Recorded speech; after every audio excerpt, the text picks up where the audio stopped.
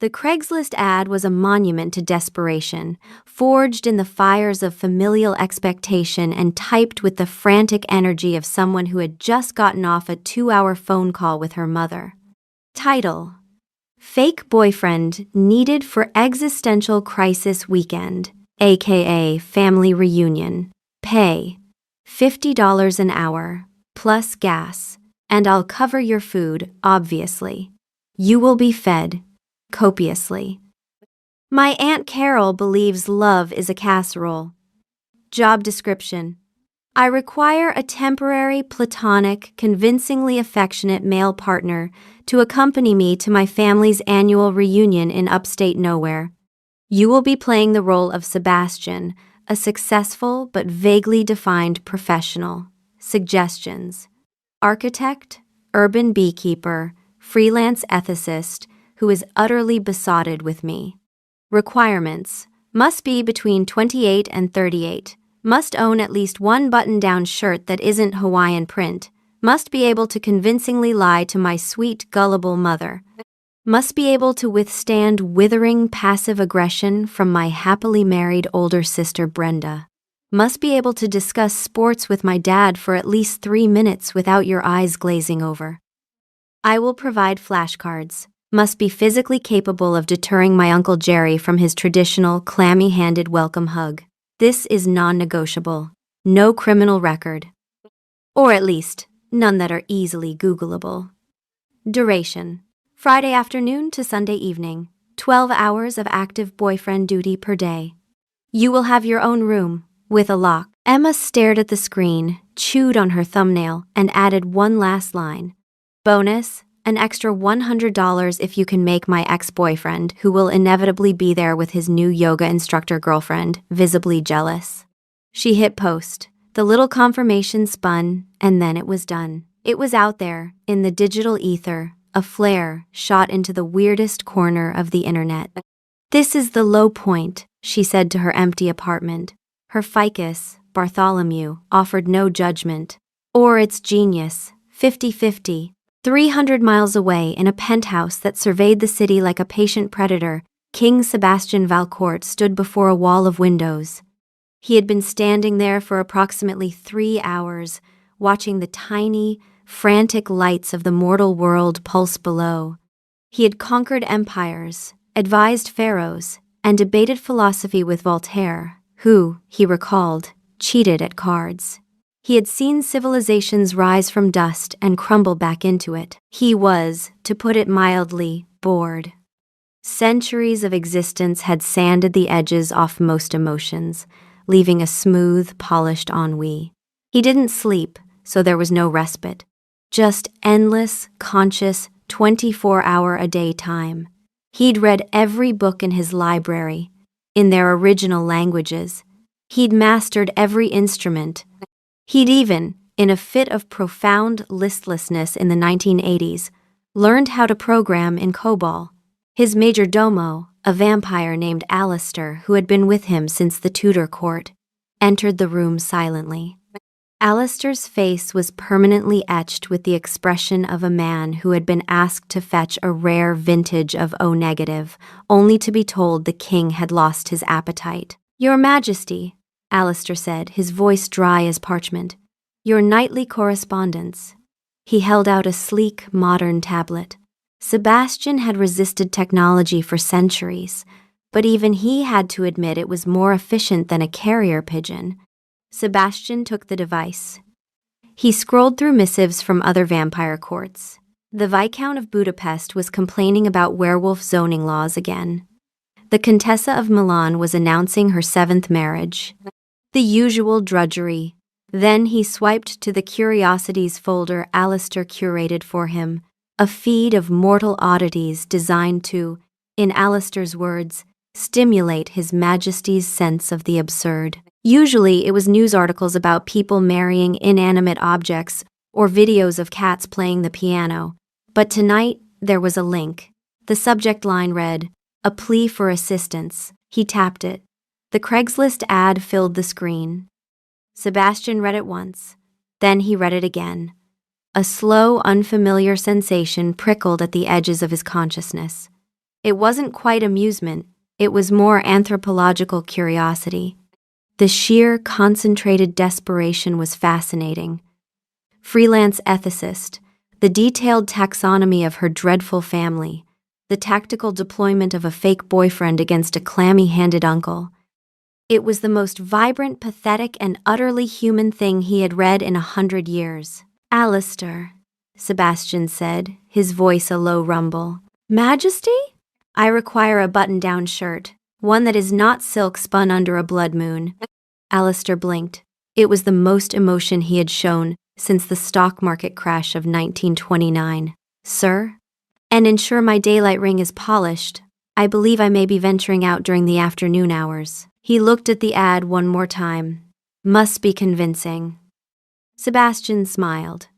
It was a small, sharp, terrifying thing, unseen by anyone for decades. After 800 years of being a king, he was fairly certain he could play the part of a besotted urban beekeeper. It would be a diversion, a weekend masquerading among the fireflies, before returning to the long velvet dark. The email arrived the next morning. It was short, formal, and deeply strange. Subject: Fake boyfriend needed for existential crisis weekend. Dear Miss Thompson, I am writing to express my sincere interest in the temporary partner position advertised on Craigslist. My name is Sebastian, and I believe my qualifications align perfectly with your stated requirements. I am in possession of multiple non-Hawaiian button-down shirts. I am adept at navigating complex social dynamics and can assure you of my capacity for convincing prevarication in service of familial harmony. I have extensive historical knowledge that can be adapted to sports-related discourse. The strategic parallels between a flanking maneuver and a forward pass are surprisingly robust.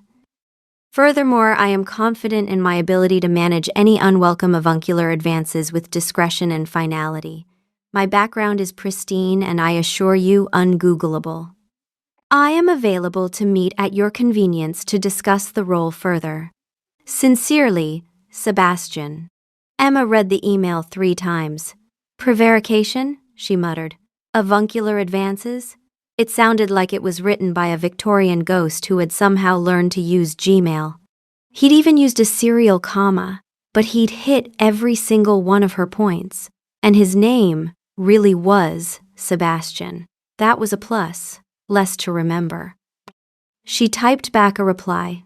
Subject: fake boyfriend. Okay, Sebastian, you sound thorough. Let's meet. Tomorrow, 2 p.m., the Daily Grind coffee shop. I'll be the one radiating low-grade panic. She hesitated, then added, and please, wear one of the shirts. The Daily Grind was aggressively cheerful, smelling of burnt coffee beans and artisanal despair. Emma had secured a wobbly table in the back. She was 5 minutes early. He was 10 minutes early, which meant he was already there when she arrived, standing by the counter with an air of profound stillness that made him seem less like a customer and more like a statue someone had forgotten to put in a museum. He was a lot. He was tall, dressed in a perfectly tailored dark gray button-down shirt and black trousers that probably cost more than her rent. His hair was white, shoulder length, and pulled back loosely in a way that should have looked ridiculous, but instead looked like a Renaissance portrait come to life. His features were sharp and aristocratic, and his eyes were a startling, intense blue. He looked less like a guy who answered Craigslist ads, and more like the CEO of the company that owned Craigslist. On his left hand, a heavy ring of dark old gold caught the afternoon light streaming through the windows. It looked ancient, like something a pope would have envied. "Emma?" he asked.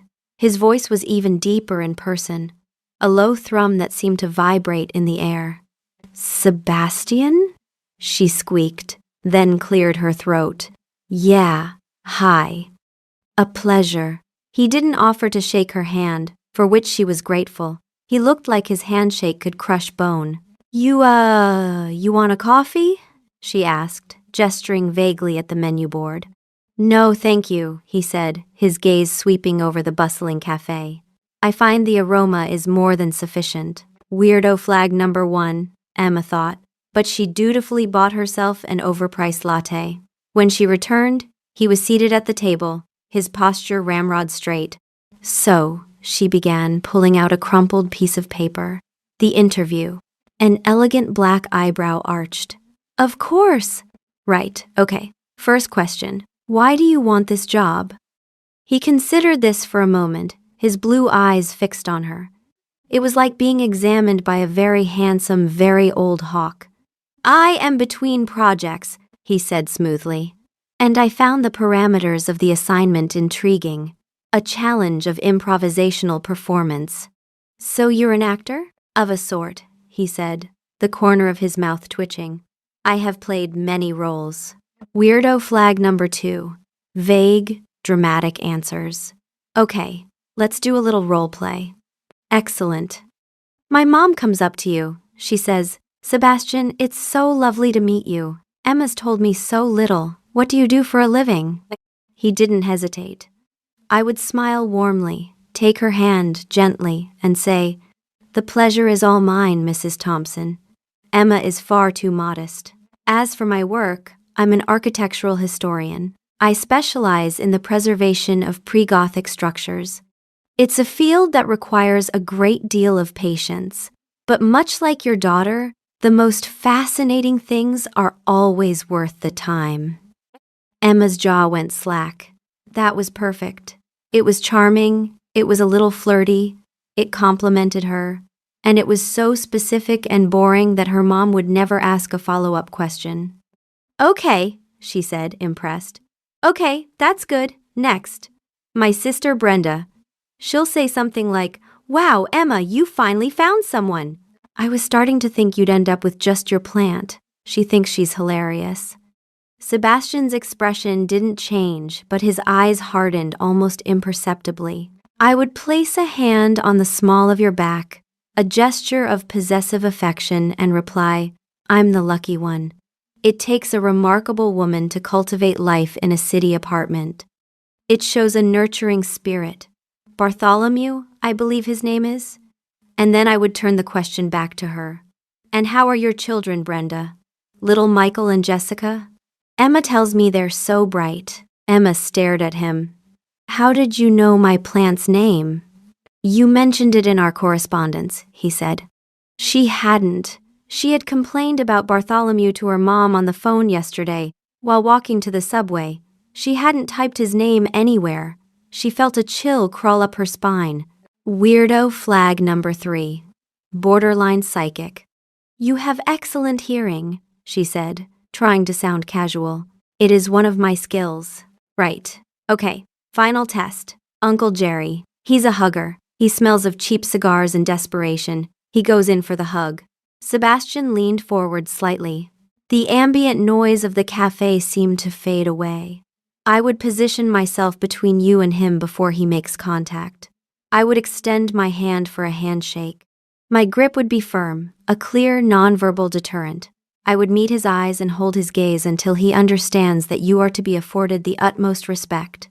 I would say, A pleasure to meet you, sir. Emma has told me so much about the family. The subtext would be clear. I am watching you. He would not attempt a hug again. The description was so vivid, so precise, Emma could almost feel the phantom protection. He hadn't described violence. He described the complete and total shutdown of a threat with pure, distilled presence. She looked down at her paper. There were no more questions. He had answered everything perfectly.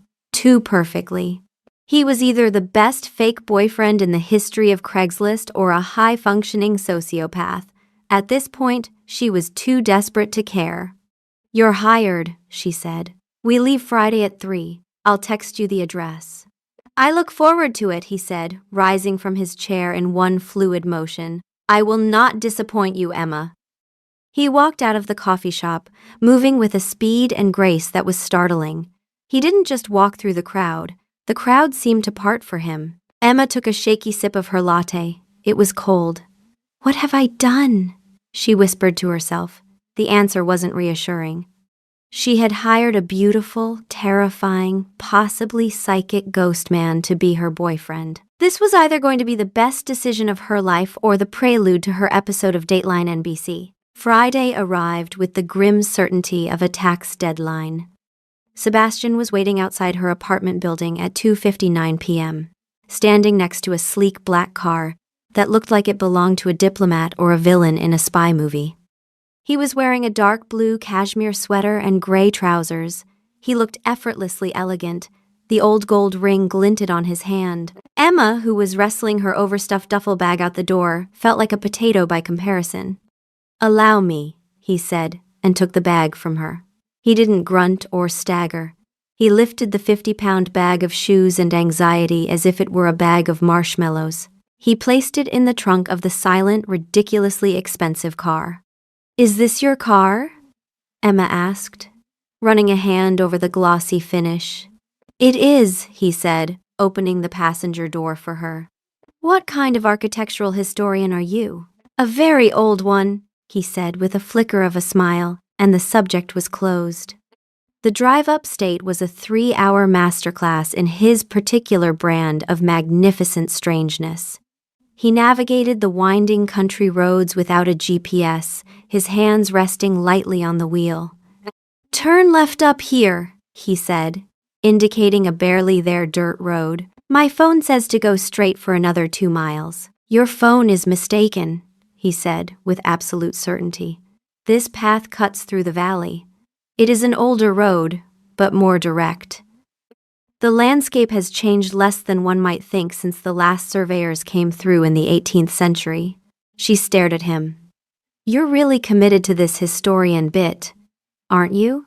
"Commitment to one's role is paramount," he replied, his eyes on the road.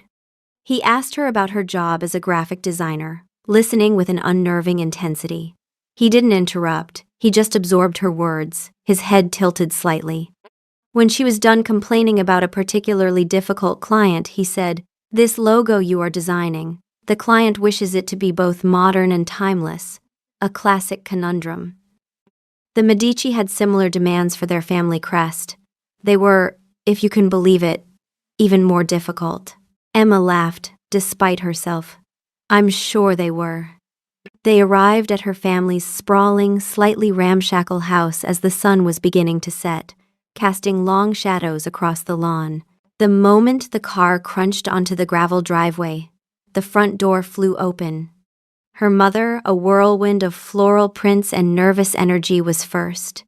"You're here, and you brought him."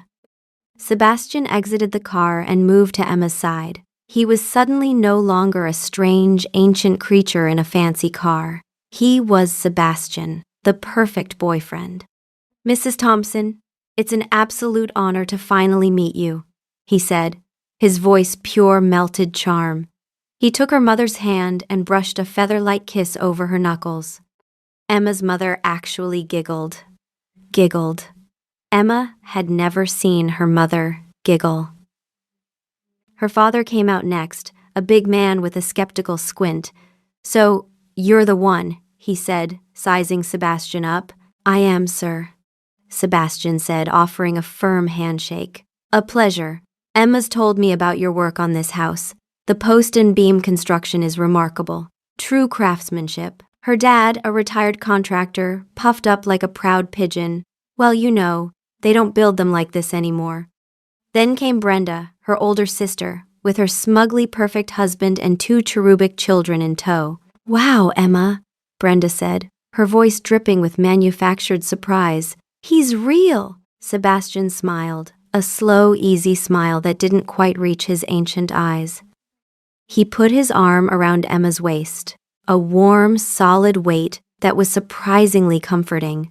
"She keeps me well hidden. Can't have everyone knowing how lucky I am."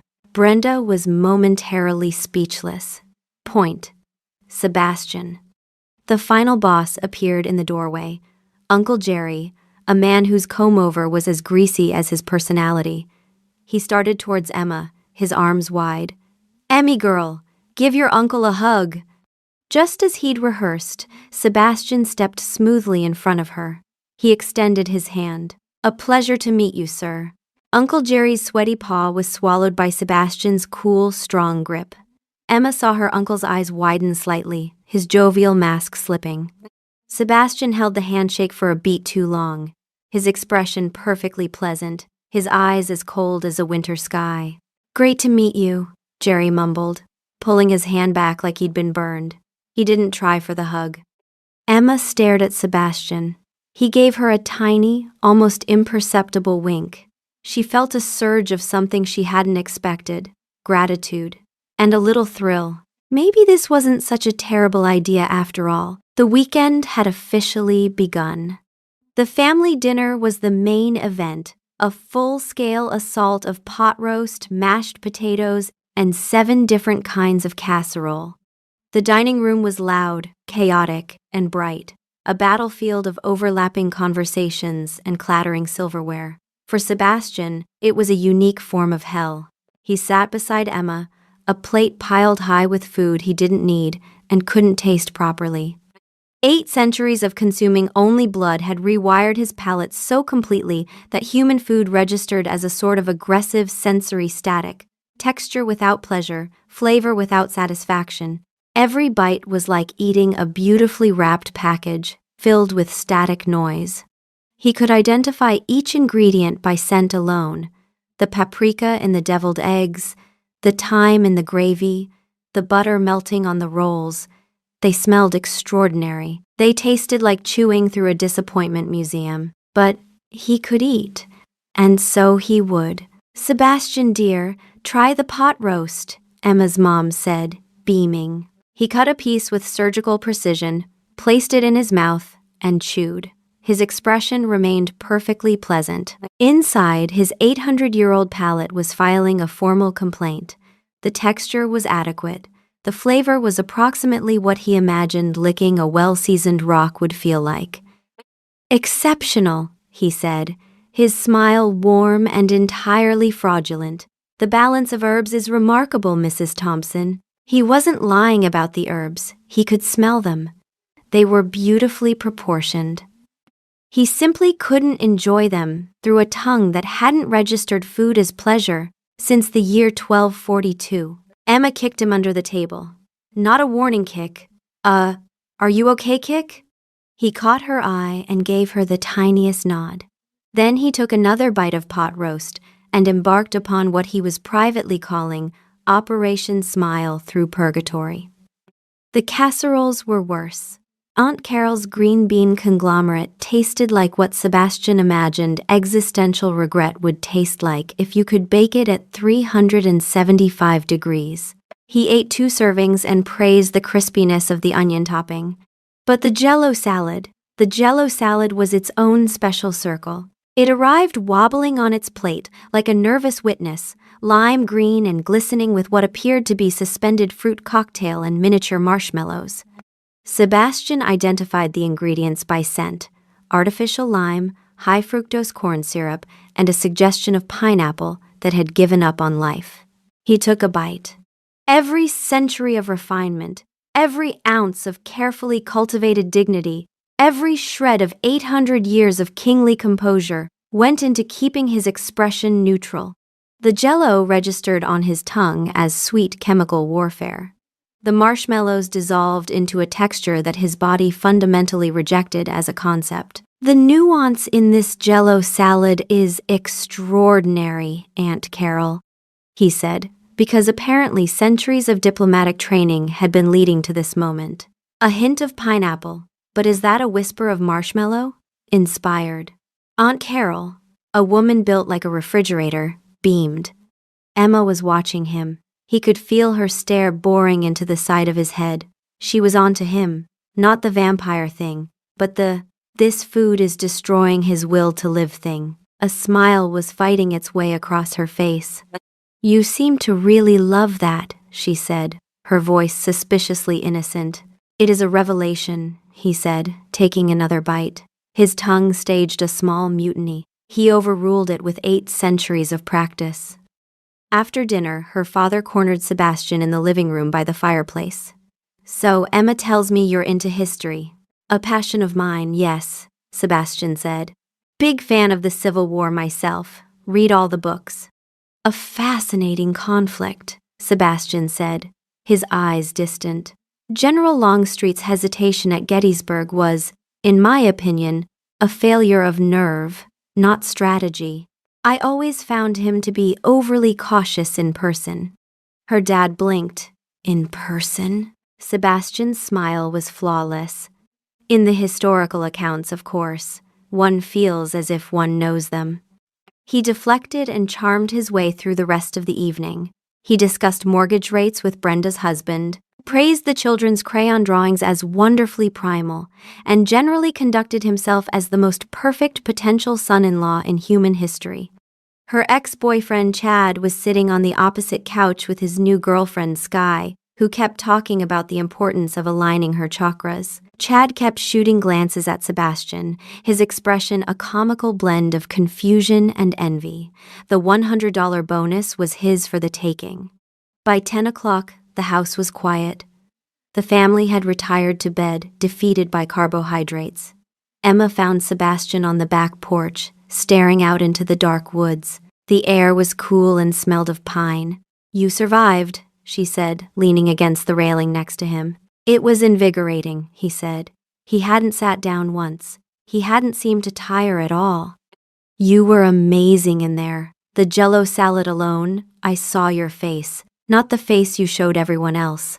The micro-expression underneath. You hated every bite. A pause. Then, very quietly, it tasted like a war crime committed against fruit. Emma laughed so hard she had to grip the railing. Then why did you eat 2 servings? Your Aunt Carol looked at me with such expectation. I have faced down armies. I have outwitted kings. I could not disappoint that woman. You're insane. I am thorough, he corrected. They stood in silence for a moment, listening to the crickets. You have a lovely family, he said, his voice softer than she'd heard it before. They are loud and chaotic and alive. There was a strange note of longing in his voice. She looked at him, really looked at him, in the dim porch light. He looked ancient and impossibly lonely. They're a lot, she said. But yeah, they're good people. That is a rare thing. He turned to face her, his blue eyes seeming to catch light that wasn't there. You are fortunate. Why don't you ever talk about your family? She asked, suddenly curious. A shadow passed over his features. They are long gone. Oh, I'm sorry. It was a very long time ago, he said. And the way he said it, she knew he meant it in a way that a long time didn't usually mean. An awkward silence fell between them. The fake, contractual nature of their relationship felt suddenly flimsy. This quiet, vulnerable moment on a dark porch felt more real than anything that had happened all day. Well, she said, hugging her arms against the chill, I should probably get to bed. Big day of competitive pie baking tomorrow. I will be here, he said. You don't sleep much, do you? I don't sleep at all, he replied, and it didn't sound like a figure of speech. She hesitated, then reached out and squeezed his arm. The muscle beneath his sweater was as hard as stone. Good night, Sebastian. Good night, Emma. She went inside. At the doorway, she paused, turned back. For the record, you're the weirdest person I've ever met, but I'm adding a bonus to your pay for the Jell-O performance, above and beyond the call of duty. I accept, he said, and she thought she heard something like warmth in his voice. Saturday brought the annual family softball game. Sebastian, who had quietly positioned himself in the shade of a large oak near the first base line, politely declined to play. Old sports injury, he told her dad. I wouldn't want to aggravate it. Emma, who had noticed that his old sports injury didn't prevent him from lifting her entire duffel bag one-handed or moving faster than humanly reasonable when Uncle Jerry approached, added this to her growing file. Weirdo flag number 4. Selective physical limitations that conveniently keep him in the shade. Chad was pitching for the other team. He was throwing with more aggression than was strictly necessary for a casual family game, especially when Emma was at bat. Come on, Em, swing at something, he taunted. Chad wound up and threw a fastball that came a little too close to Emma's head. She flinched back, stumbling out of the batter's box. "Hey, watch it!" her dad yelled from the outfield. Before anyone else could react, Sebastian was there. He hadn't seemed to move. He was just suddenly standing between Emma and the pitcher's mound, having crossed 30 feet in the time it took everyone else to flinch. "Are you all right?" he asked, his voice low and calm, but his eyes, fixed on Chad, were anything but. "I'm fine," she said, her heart hammering. Sebastian turned his full attention to Chad. He didn't raise his voice. He didn't have to. "The objective, as I understand it," he said, his voice carrying across the field with chilling clarity, "is to throw the ball over the plate, not at the batter. Perhaps you are confused." Chad, who was a foot taller and 30 pounds heavier, blanched. "It was an accident, man. Slipped." "See that it does not slip again," Sebastian said. It wasn't a threat. It was a statement of fact delivered by someone who had clearly made statements of fact to much more dangerous people than a man named Chad. He walked back to his shaded spot. Emma should have just stepped back up to the plate. Instead, she called time and jogged over to him. "Hey," she said, pitching her voice low. "That was sweet, but I don't need rescuing." His eyebrow arched. "I wasn't rescuing, I was establishing perimeter." "Uh-huh. Watch this." She walked back to the plate, planted her feet, and when Chad lobbed a careful, apologetic pitch right over the middle, she crushed it into left field for a triple. As she rounded second base, she looked back at Sebastian. He was applauding slowly, a deliberate, appreciative thing, like a patron at the opera who has just witnessed an aria. Later, at the bonfire, Brenda cornered her by the drinks table. "Okay, Spill," Brenda demanded. "Where did you find him?" "What do you mean?" Emma asked, trying to sound nonchalant. "He's perfect. He's ridiculously handsome, he's charming, he thinks Dad's jokes are funny, and he just stared down Chad like he was an insect. That's not your usual type. Your usual type is aspiring DJ with a gluten allergy. He's just different." "Different is good," Brenda said, her voice surprisingly sincere. "He looks at you like you're the only person in the world. Don't mess this up, Em." Emma watched Sebastian across the fire. He was listening to her grandfather's long, rambling war stories with an expression of genuine interest. The expression, she was beginning to realize, of someone who possibly remembered those wars firsthand. He looked over at her and smiled. A real, unguarded smile. And Brenda was right. The way he looked at her felt like it was worth more than $50 an hour. It felt priceless. Weirdo flag number 5 makes 800 years of loneliness look like quiet grace. Wait, 800? Where had that number come from? She shook it off, but the thought lingered. The drive back to the city on Sunday evening was quiet. The car hummed along the highway, the dashboard lights casting a soft glow inside the cabin. The easy camaraderie of the weekend had evaporated, replaced by the awkward reality of their transaction. Emma stared out the window, her stomach in knots. She should be relieved. The weekend was a success. Her family was placated. Her ex was vanquished. But all she felt was a profound sense of melancholy. He pulled up in front of her apartment building. He got out, retrieved her bag from the trunk, and walked her to the door. "Well," she said, the word hanging in the air, "this is it." "Indeed." She reached into her purse and pulled out an envelope. "Here, it's 600, 12 hours for Friday and Saturday. I figured today was a wash, plus 100 for the Jell-O." He looked at the envelope, and then he laughed, a deep, genuine laugh that echoed in the quiet street. "Keep it," he said. "What?" "No, a deal's a deal." "Emma, that was the most entertaining weekend I have had in several decades. The payment is unnecessary." "Decades? You haven't had a fun weekend since the 90s? The 1890s were rather dull, as I recall." She stared at him, adding it to the file. Then, before she could overthink it, "Let me take you to dinner." He blinked. actually blinked as if she'd managed to surprise an unsurprisable man. I'm sorry? Dinner. Not a transaction, not a job. You showed me your world this weekend. The formal charm, the Victorian manners, the being perfect at everything thing. Let me show you mine. Tuesday night. I pick the place. I pick the food. You suffer through whatever I put in front of you. That sounds like a threat. It is a threat. A culinary threat. Do you accept? That slow, terrifying, wonderful smile. I accept. Tuesday night, Emma took Sebastian to Manny's, a hole-in-the-wall taco joint in the East Village that had sticky tables, one functioning bathroom, and the best al pastor in the 5 boroughs. The fluorescent lights buzzed overhead. A soccer game blared from a TV mounted at an angle that suggested the wall was losing a fight with gravity. Sebastian stood in the doorway in his pristine charcoal peacoat, looking at Manny's the way an archaeologist might look at a newly discovered tomb, with reverent, scholarly fascination. This is extraordinary, he said. It's a taco shop.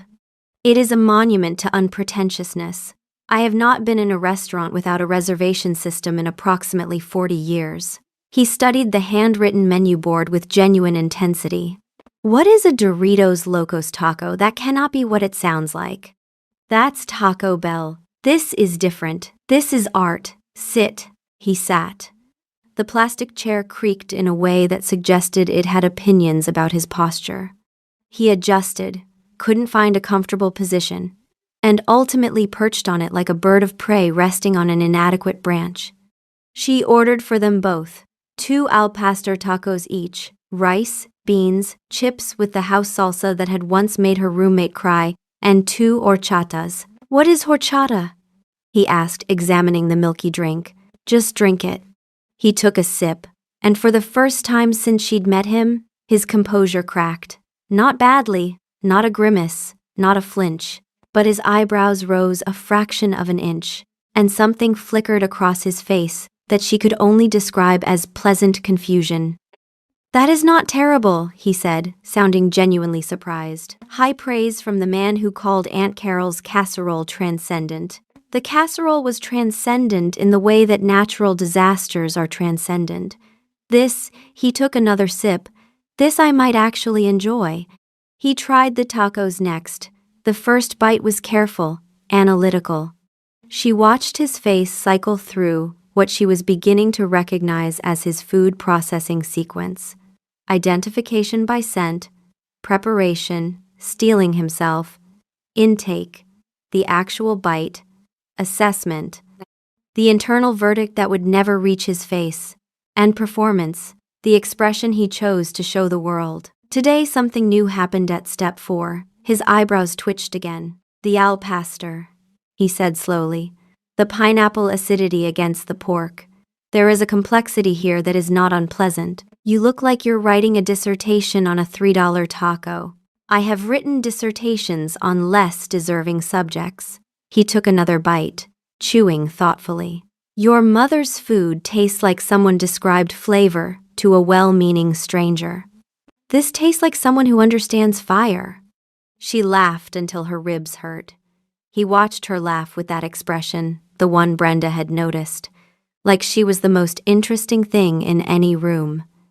They talked for 2 hours, not the careful, curated conversation of the reunion weekend, but actual talk. She told him about her terrible first apartment, the client who'd once asked her to make a logo more circular but also more angular, the time she'd accidentally sent a draft with placeholder text reading, "Your company name here, if they ever decide," to a Fortune 500 CEO. He told her about the time he'd accidentally insulted Louis XIV by yawning during a ballet, the century he'd spent learning every language in Europe out of spite after a Venetian merchant called him provincial, and the deeply humiliating incident in 1973 when he'd attempted to use a self-service gas pump and ended up buying the gas station to avoid the embarrassment of asking for help. You bought an entire gas station? It seemed simpler than admitting ignorance. I sold it in 1985 for a considerable profit, so the investment was sound. Sebastian, that's insane. Many of my decisions over the past 8 centuries have been insane. I am choosing to view them as character building. Let's being lie. Weirdo flag number 6 through 11. He kept saying things like past 8 centuries and since the Venetian Republic, with the casual delivery of someone referencing last Tuesday. She was keeping a list. It was getting long. When he walked her home, they stood at her door in the same spot as before. But it felt different now. The transactional awkwardness was gone, replaced by a different kind of tension, the kind that made her hyper-aware of the 6 inches of air between them. Same time Thursday? She asked. I will be here at 8. I will wear something less formal. You don't own anything less formal. I will acquire something less formal. Don't buy an entire clothing store. I make no promises, he said, and there it was again, that smile. The next 3 weeks were a study in joyful absurdity. Thursday, she took him to a comedy open mic night. He sat in the back, ramrod straight, and laughed exactly once. At a joke about the futility of parallel parking that he said reminded him of the fundamental absurdity of the horseless carriage when it was first introduced, badly, to London's streets. The comedian, who had been dying on stage, looked at Sebastian's single, resonant laugh, as if God had personally validated his career choice. The Saturday after, he took her to a wine tasting at a vineyard upstate.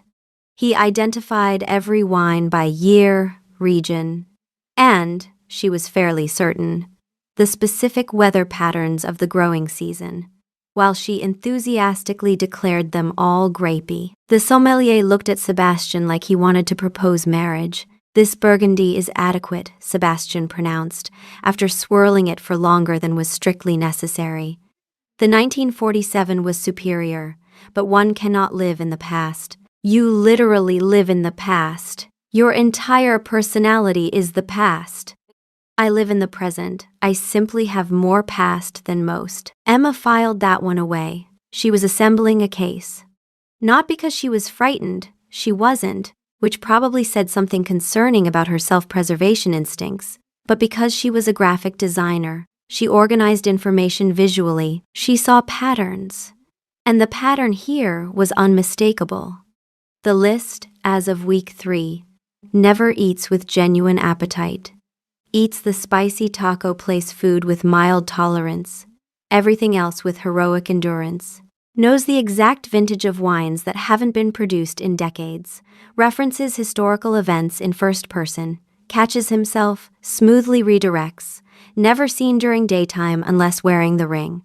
The one time she suggested a sunrise jog, he looked at her as if she'd proposed voluntary decapitation.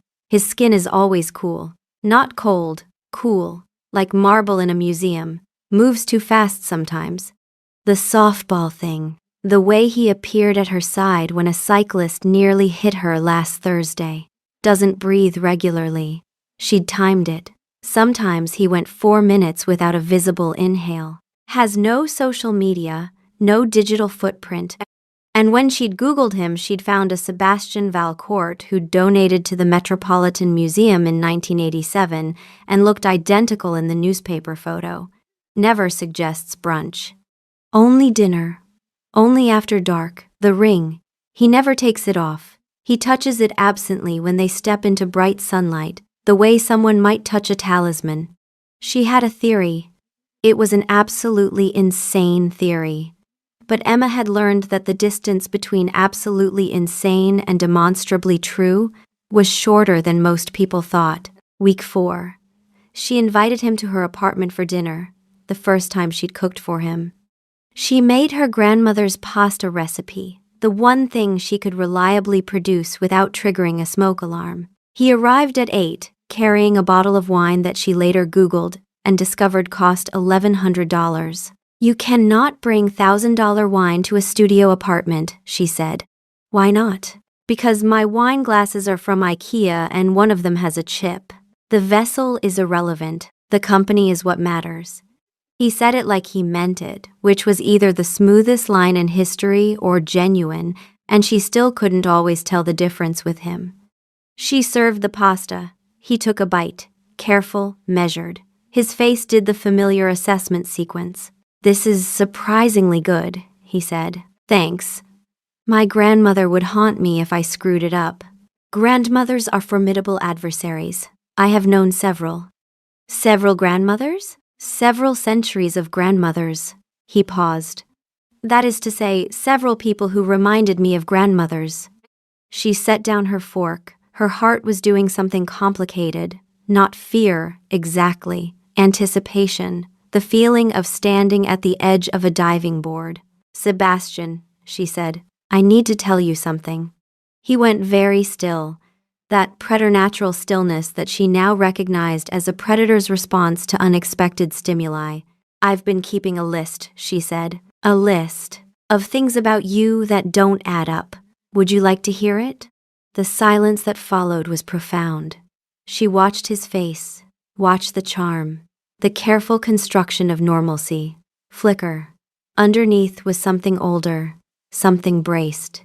"Yes," he said finally, "I believe I would." She took a breath. "You never eat with pleasure. You eat like someone performing a task." The taco place was the closest you've come to actually enjoying food, and even then it was more intellectual appreciation than appetite. "Emma, I'm not done.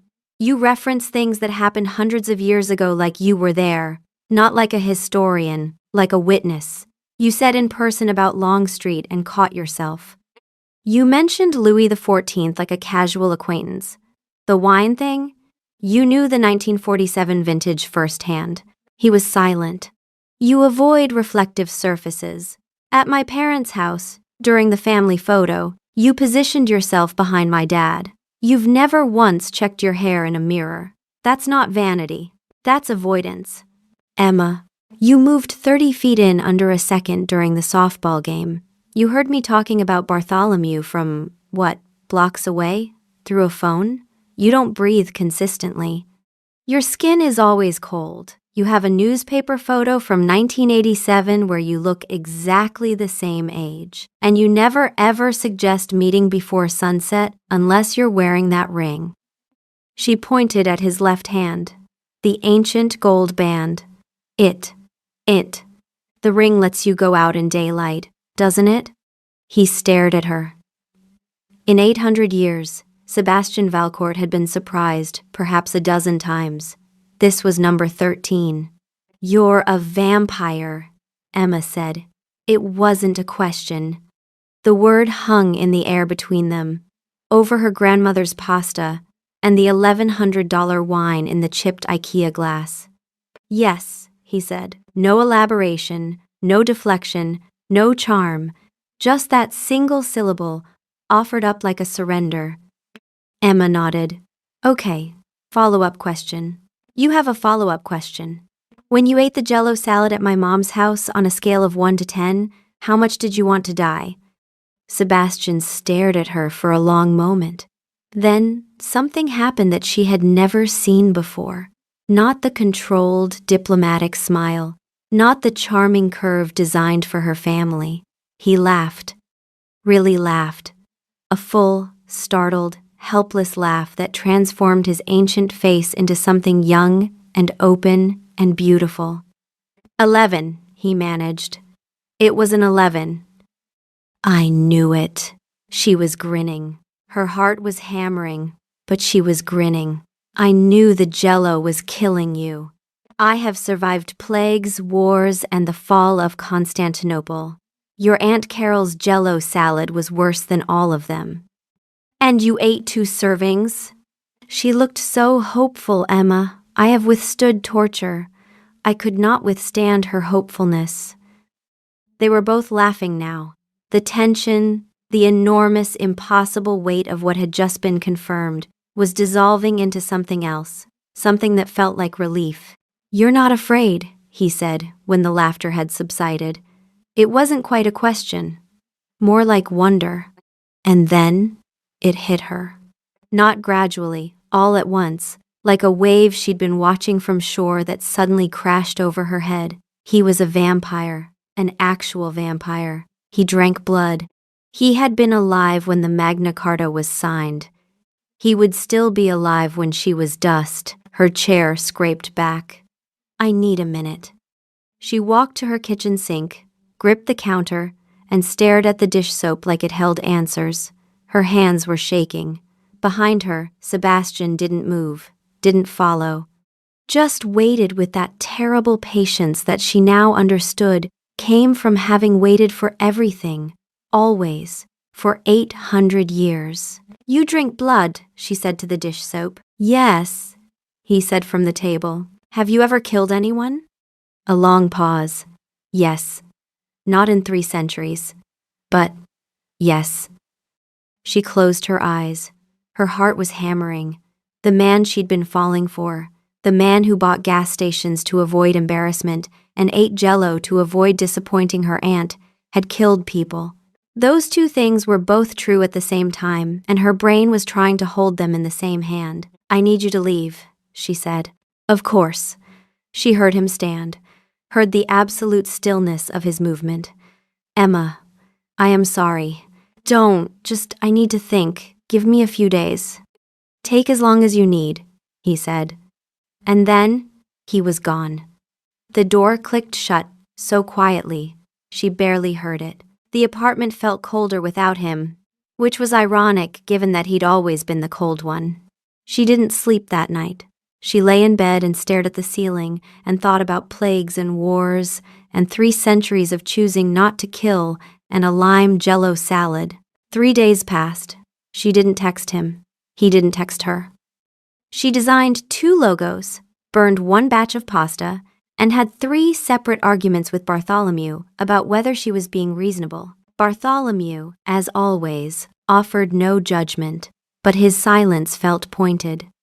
On day 2, she Googled how to know if you're in love with a dangerous person and got results about motorcycles and rock climbers, which was unhelpful.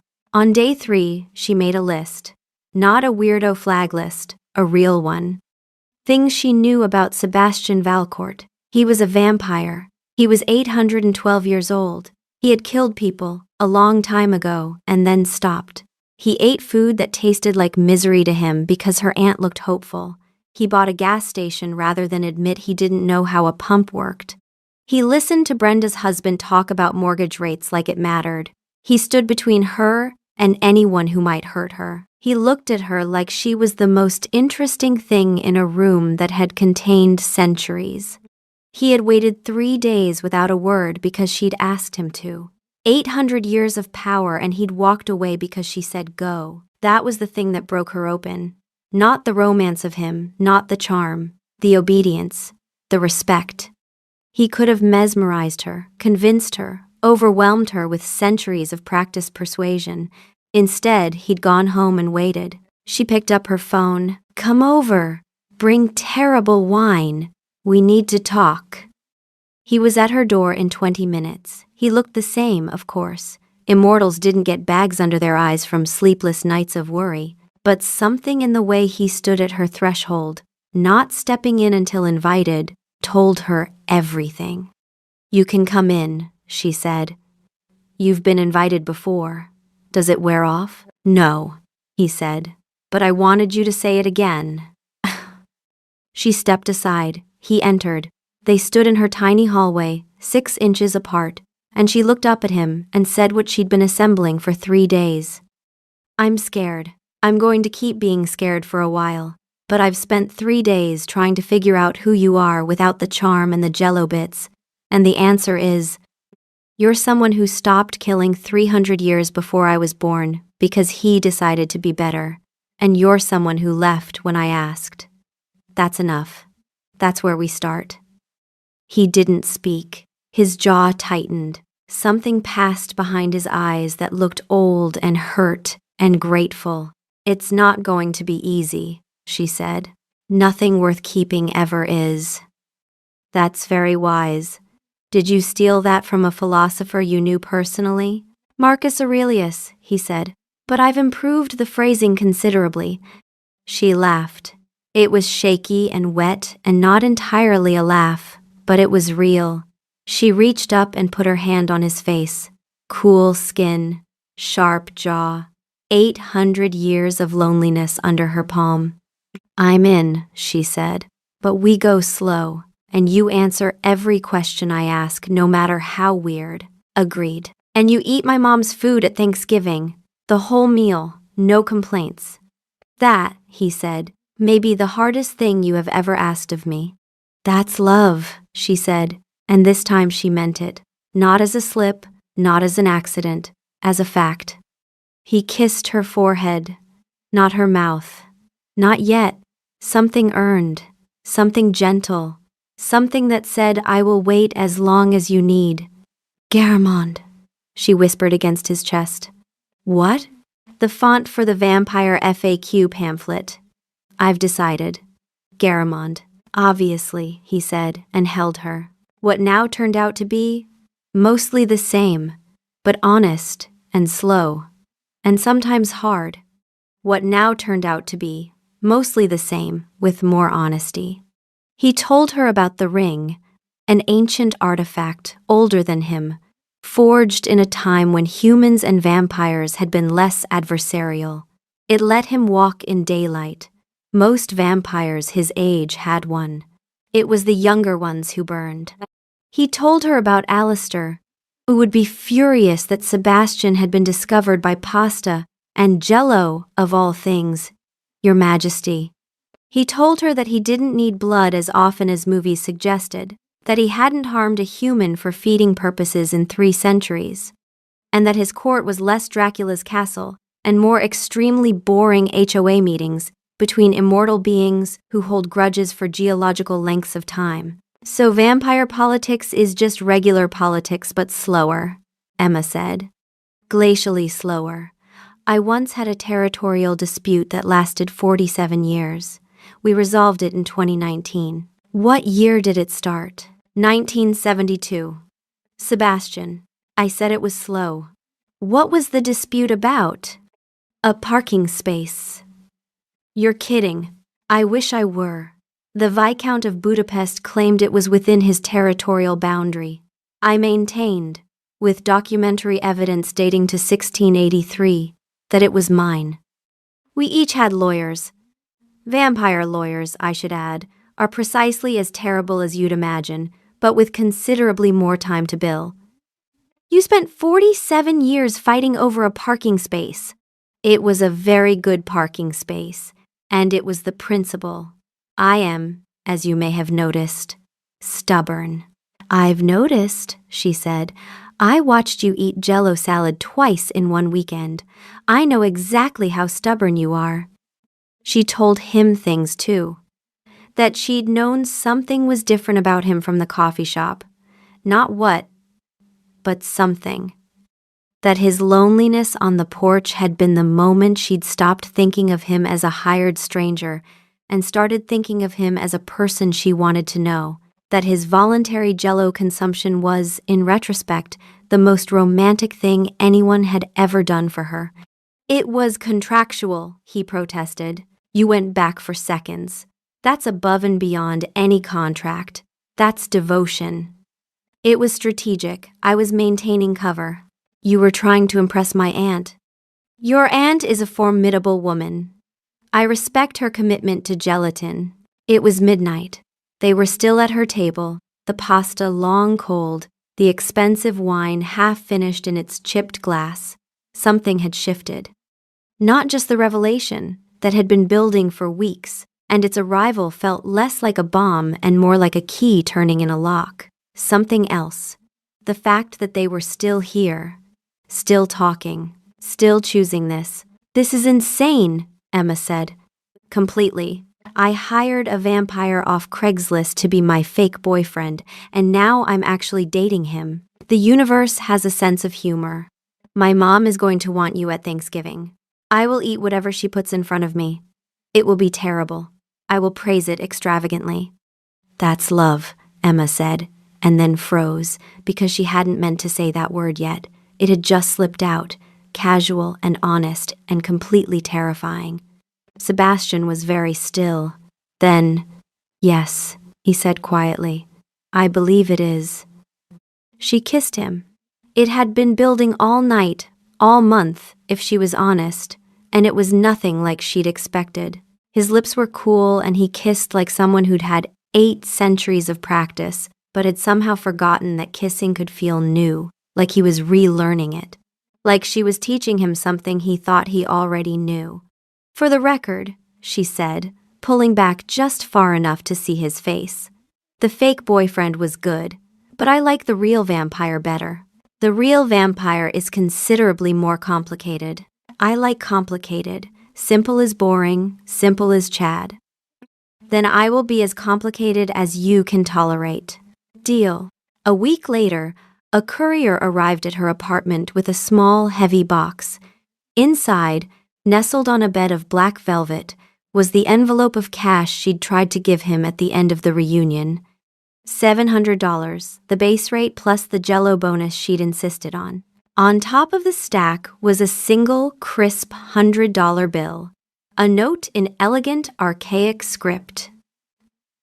"The bonus you offered for making your ex visibly jealous. I believe I earned it, though in fairness, Chad's composure was not a challenging target. Tucked beneath. You asked what I wanted in exchange for the weekend.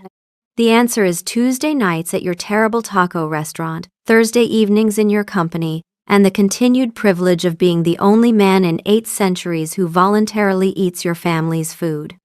I am the one in your debt. You have made eternity interesting again. That is worth considerably more than $50 an hour. Yours, contractually, and now by choice, Sebastian." She laughed, a real full laugh that filled her apartment. Bartholomew, the ficus, rustled slightly, which was probably the heating vent, but which she chose to interpret as approval. She picked up her phone. "So does this mean I'm technically dating a king? Do I get a crown?" His reply came back instantly. "No crown.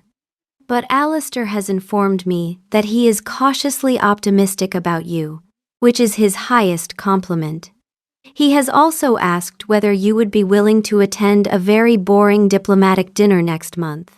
I told him you would be magnificent. Will there be Jell-O? I sincerely hope not. Then I'm in." She set down her phone and looked at Bartholomew.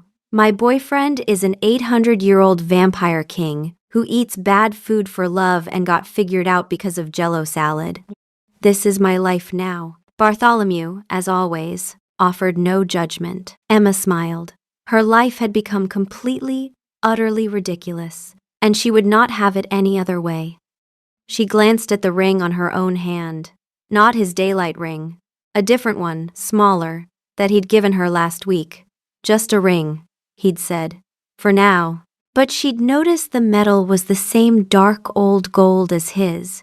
And when she'd asked what the inscription on the inside meant, he'd gone very still and said, "It means as long as you choose," in a language that no longer exists. She hadn't asked the follow-up question yet, the one that sat between them sometimes, late at night, when he watched her sleep with an expression that was equal parts love and grief, the one about time, about how much of it she had, and how much of it he had, and what happened when those two numbers stopped matching. She wasn't ready to ask it yet, but she was starting to think about the answer. And the answer, when she was honest with herself at 3 a.m. while he read beside her, was starting to sound a lot like, "As long as you choose." She touched the ring. The metal was warm from her skin. She wondered if, one day, it wouldn't be. Bartholomew rustled. The heating vent, probably. Or approval. Same difference.